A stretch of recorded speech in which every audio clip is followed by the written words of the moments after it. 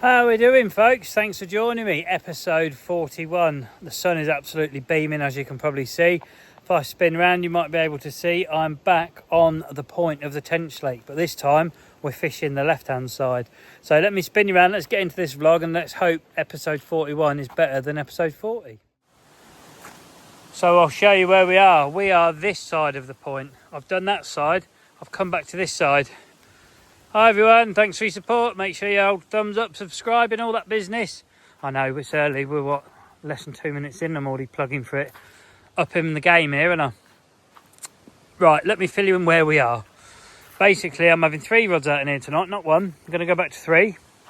I've already found a spot out in the open water area. I've already wrapped them up to it. Unfortunately, I'm not saying how many wraps, etc. You'll sort of roughly see out there when I cast in, but I know 99.9% of you will understand why I'm not saying how many wraps it is. I've also already baited, because again, I don't want to give the location away. I'm baiting the sort of area. You know, it's hard to detect if I cast roughly where I'm fishing, but if I start filming me pulping boilies in, yeah, you can kind of gauge it from that. So unfortunately, there's about 150 baits gone up there, so probably half a kilo-ish, maybe slightly less than half a kilo. The right hand rod, however, that is going to go just down here, just the back end of that paz. It's quite hard gravel, maybe 4 foot, 5 foot, just as a bonus rod. It might pick up a patrolling carp, but whether they get in the edge here or not, I don't know. I guess they do. All carp get in the edge, don't they? I filmed them over that side in the edge, but this is different this side, isn't it? So I don't know, but that's where I'm at. So rods are wrapped up, ready to go. Baiting's already done. Shelter's set up. You'll see. Just got my bed, some cooking kit for tonight, and the end tackle stuff. The rules on the fishery are you mustn't be 3 meters off your rods whilst obviously they're out fishing, which is fair enough. A lot of fisheries have that rules. That's why I say I'm going to cook my food in the van, and then I'll come sit back down in my shelter, because you'll see my van's probably 8-10 meters from my rods. So do you know what I mean? If I'm up there cooking and one of these goes, yeah, I'm a long way away. So sticking with the rules and all that. So I'm going to get in here. I'm going to get some rigs baited up. Then you can see we're going to have a burn up.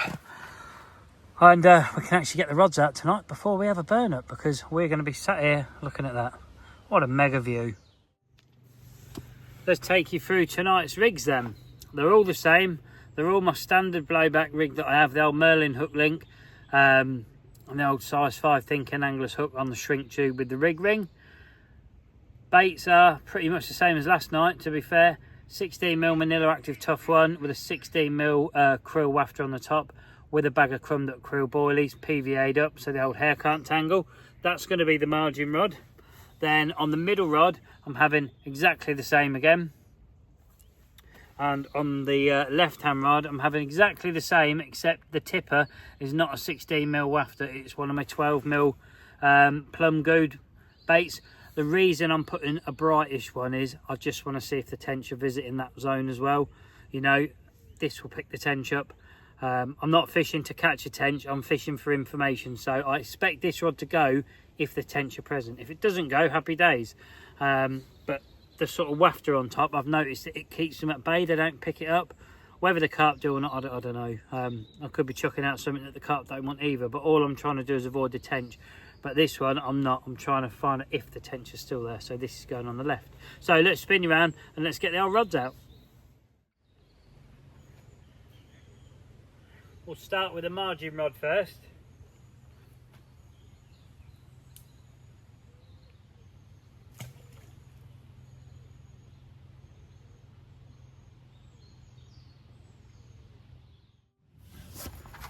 Now we'll do the middle rod.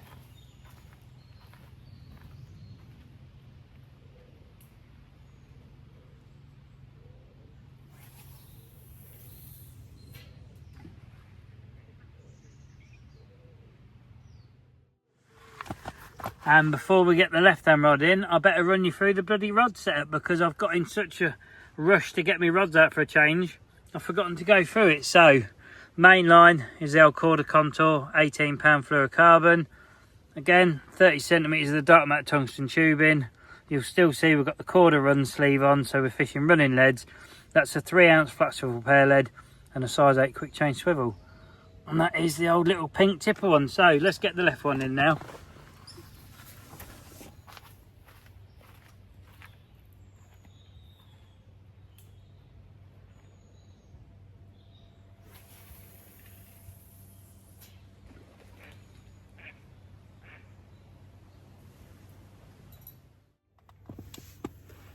Here we go then, the old rods are out there now on vlog 41. Nearly forgot to show you the rod setup. Most of you could have probably guessed it. Some of you wouldn't have done because you are newbies, but in case I forget this bit, I'm going to do it now, and that is me saying thank you for supporting the channel whatever way that you do. I really do appreciate everyone's support, whether you're a subscriber, a viewer, someone who just comments, thumbs up, shares it, all of the above. Everyone's contribution does make the channel where it is, and it's getting bigger every single time I release a video. So some people are clicking subscribe who haven't. So if you're one of those, thank you very much. And if you're someone who's new to the channel or yet to subscribe, please consider it. It is free, there's no charge, there's no contract. You can unsubscribe anytime. It just helps push my channel wider to a bigger audience, more people discover me, and I just keep getting bigger and bigger as a channel, which is great, because it's all down to you lot that I am. So if you wouldn't mind, please consider it. But if you don't want to be a subscriber, that's absolutely fine. If you wouldn't mind giving it a thumbs up, that really does help the videos as well. But from me, whatever it is you do, thank you very much. Now, what are we doing now? We are going to bugger off in a minute, and we're going to do some burning, because I didn't do none last night.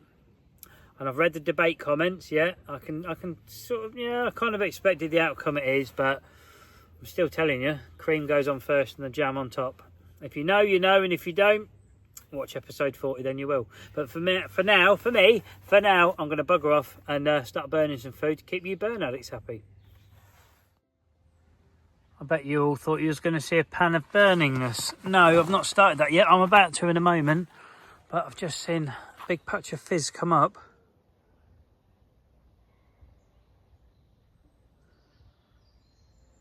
Out there.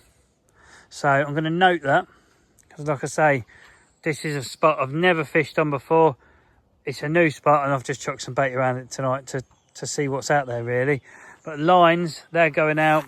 If I can zoom in, it might pick them up.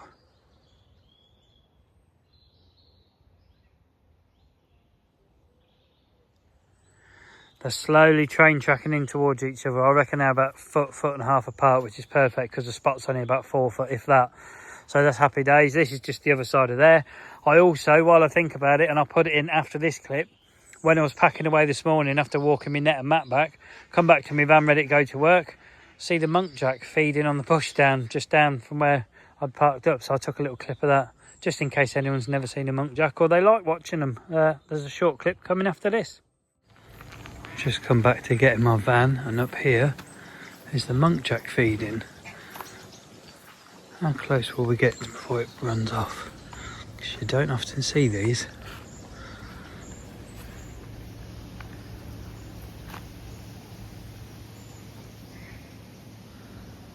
He's on his way. He knows I'm here. So round one of tonight's burning is a thick minted lamb chop that looks burnt to perfection. 3 lumps of rump steak, which also look burnt to perfection. You'll see another pan. There's more to come yet, but for now it's coffee and that. That's round one of the old burning and washed up, soaking. Another coffee's made, and now we're having 2 proper butcher's beef and onion burgers. Very nice. And that's round 2. Couple of nice burnt butcher's burgers. Look at them, nice thick ones. Happy days. Nice sunset. It's in the background, but it's putting some nice colours on the lake in front of me, which is lovely. I'm quite confident. Sounds silly, and it does sound silly to me. New spot, first night, quite confident. I don't know. Let's hope I'm right. But I'm going to get this down my neck, get tidied up, settled in for the night, and yeah, let's see what happens. So we're at that point of the evening, starting to go into dusk now. Won't be long before it's dark.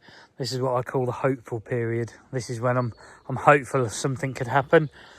Don't know why, but that spot, I don't know, I just feel really, really confident in it. It's not, you see, most people would find the gravel, fish to the gravel. It's about as far away from the gravel as you can get, you know, a hard, silty area in amongst a load of soft silt. That's got to be good, isn't it? You know, maybe should I be on hinge rigs? I don't know. Maybe I should have a pop-up on. I don't know. I thought we'll just chuck a bottom bait setup out with a bag on. We'll see what the night brings and we'll assess it. But it would be nice to see some kind of activity over that sort of area in the morning just to let me know that they're there, or they've been there, or some liners during the night. That's why I'm sticking with the running leads, semi-tight lines. Again, I'm fishing for information as well as trying to catch a fish, because at the minute I haven't got a lot to go on. So instead of sort of being over there and staying in that area, which maybe I should have, maybe I shouldn't, I don't know. Nothing was telling me to stay fishing sort of in here or around there. I was more like, you need to maybe move. To learn the lake, you need to fish all of it, not just certain swims that you know people go in. So I thought we'll jump in here. I've done a bit of markering. Probably scared any fish off that was here when I got here, but if nothing comes of this session, I've learned a spot in here that I can come up to, look at my phone, check the wraps, 2 casts, 1 cast, however many rods I want to put on the spot. Don't think you'd fit 3, it's not big enough for 3. If I want to put 1 or 2 on, it's either 1 cast, 2 casts, and I'm out and I'm fishing, you know. So there is something from this vlog already I can take, and maybe you lot can as well, that if you want to learn a lake, you need to fish every single corner and the open water. You can't just sit in the hot zone, you know. Like if you went over on the main lake and you only fished the car park, well, the car park's like the go-in swim, the banker swim you should really catch when you're in there.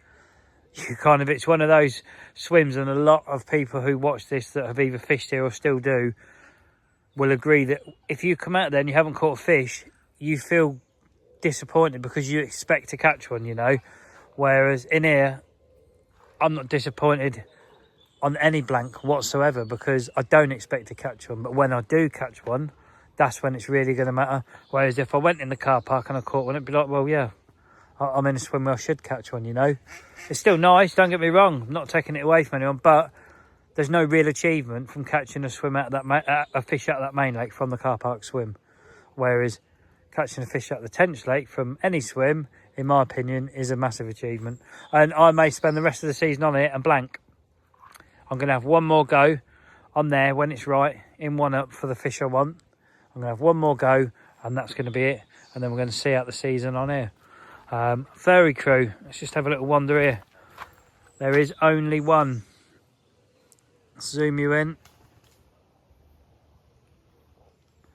There is only one, so sadly they have lost one, so they're down to 1. But the other geese are over there. So light's fading. I'm still waffling.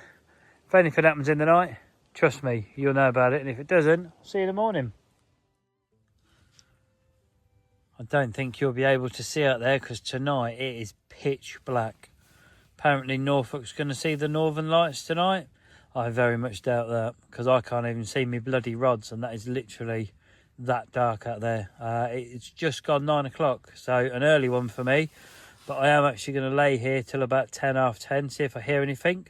We've avoided catching a tench on dusk, so that's a good start. And we'll just see what the night brings. But if anything does happen during the night, obviously I'll show you it, even if it's a tench. And if it doesn't, I'll see you in the morning when it starts to get light. You might be able to see a rod is missing.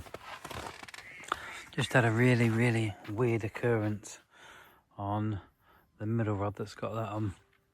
I'll just come back in here. It's just a dancing bobbin, which I don't know, sometimes that's a bird pickup. Didn't really pull out the clip and ping off, but it was up, down, beep, beep, beep, beep, beep, beep, beep, beep. And I thought, oh, I don't know, so I went and hid it, nothing there. So I'm going to wrap it up, put a fresh PVA bag on, tie it up, and we're going to try and put that back out there in that. And then in the morning, we're going to look at the lines and see just how far off the spot I am, or whether I've crossed that line. It's only just gone midnight. So that should be something of interest to see in the morning, shouldn't it? So I'll get a PVA bag around it, tape it up, and I'll get it back out there. Back up to having 3 rods out there again. The drop felt different to when I put it out, so I already know I'm not on the spot. The question is just how far off the spot am I? I don't know, we'll find out when it gets light. Unless we get a bite during the night on that rod, but you never know, sometimes a miscast can pay off, can't it? Good morning, as you'll hear. Got my duck alarm clock going off, very nice. Not sure what they're making all the noise of this morning. Nothing else has happened since that occurrence last night. I have seen a fish this morning near where I'm fishing, but I don't know again whether it was a tench or a carp. Chances are it was probably a tench. But yeah, as you can hear, it's a nice, quiet, peaceful start to my day. Never mind, eh? It's time to get the old kettle on, get a coffee on, and see what the last part of this session brings. You'll see the bats are still flying around. It was a clear night last night. I didn't see the northern lights. Don't know if anyone did. It was, oh, what day was it today? Yesterday, Monday, the 1st of September, I think it was. I don't know. I've lost what day I'm on. Yeah, Monday the 1st of September. That's when this was made. Or Monday night, Tuesday morning, I should say. Anyway, I'll get the kettle on. Cheers all. First one of the morning. As you'll see, the sun is already coming up, or it looks like it. It's still semi-dark, but again, like I say, this phone, it shows it quite light. I'm wondering if we go out and I can zoom in on the lines. Let me put my coffee down a minute. If I can zoom in on the lines. I don't know how well it shows it, but they're not going how they were last night. That one I put back out. As I stand here, I'm fishing. It's train tracking outwards, so I reckon I'm a good, to be honest, 8 foot off the spot where I should be. So yeah, got that one wrong in the dark, but never mind. But I knew it wasn't on it because I felt it land in the soft silt, whereas I'm in the hard patch of the silt with the left hand rod still. But that's not gone, is it? No tench. There's loads of tench activity this morning. It's the most alive I've seen this lake in the last probably 4 sessions or 4 nights I've done on here. This is the most liveliest morning I've seen. See, another little show there. Haven't seen anything like that the last 3 mornings I've woken up on here, so could be a good sign. Anyway, I'm going to drink my coffee, keep watching, and see if a miracle happens in the next like 45 minutes and one goes off and there's a carp on the end.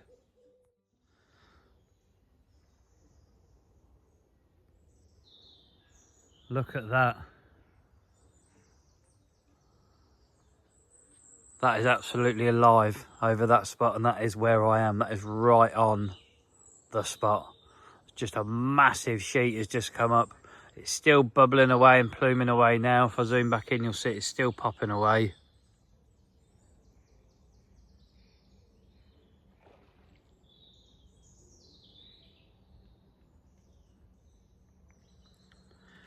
That's a good sign. I'm happy. I'm happy with that. I should imagine 95% of those bubbles are probably from the tench, but there is a chance that there's a carp in among them, not because that could not have been just one fish made all that disturbance, because there is no weed. So it's not like a big band of weeds just moved and a load of air trapped in the weed beds come up, because there isn't weed there at all. That is bottom churning.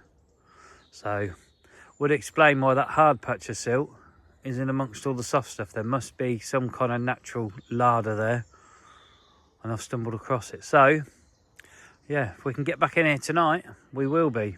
If I can't, I'll be sitting somewhere else on here thinking I wish I was in there, but never mind. Right, it's time to slowly start getting packed up. Well, sadly, it's that time where they've got to come in, but at least I've seen some kind of activity this morning. So I'll get those in and I'll spin you around, and we've had to do the old outro. I thought, do you know what, let's do the old outro while the rods are still in. So I'm literally going to do this clip, say goodbye to you lot, wind them in, and then I am going. But it's a good session in my book. I know there's no fish. Apologies again, there's no fish. You've had a double burn up, so that is something. But on the tench lake, there's going to be a hell of a lot of blank blogs. But I've seen some kind of activity that's positive, you know. It's given me something to go off this session. I'd like to get back in here tonight after work if I can. If I can't, what I've done yesterday is I can get back to the spot further up the bank, a couple of swims down. So providing, if someone's in here, providing they're not fishing this side and they're fishing the lily pad island side, I can get back on my spot, which to me is a smart move, because it's somewhere you just kind of know. When I was marking around and I felt it, I was just like, that's the one. That is the spot that that's been visited, it's been fed on. Whether they feed back on it again or not, I don't know. Obviously they are, because this morning's like blow up that's on it. They're still visiting, there's still something there. So I can take from this session. I've found an active feeding spot. How long it's going to be active for, I don't know. At some point it's going to blow, especially when the conditions change. So the window's now, I need to be getting back on that spot. So I'm either coming in here tonight or going down the bank, unless both spots are gone. Or someone's in this side and I can't get back to it because they kind of control it from here. But anyway, from me, this is a bloody long outro waffle as well. But I hope you enjoyed something, got something from it. Again, thanks very much for the support. Don't forget the old thumbs up, subscribe and all that business. And if you're out and about on the bank yourself, I hope you're being a bit lucky than I am at the moment. But until next time, thanks for watching. Take care.